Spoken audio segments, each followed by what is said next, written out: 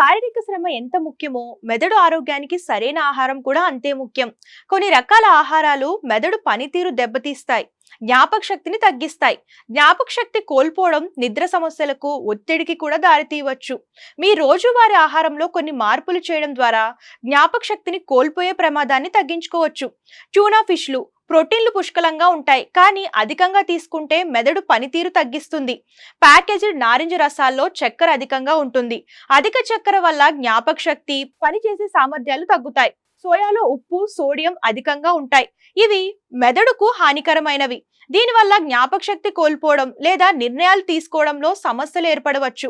మద్యం సేవించడం వల్ల మెదడుపై దీర్ఘకాలిక ప్రభావం ఉంటుంది. తక్కువ మోతాదులో తీసుకున్నా కూడా మెదడు కణాలను బలహీనపరిచి జ్ఞాపక శక్తిని తగ్గిస్తుంది. తెల్ల బియ్యంలో కార్బోహైడ్రేట్లు ఎక్కువగా ఉంటాయి.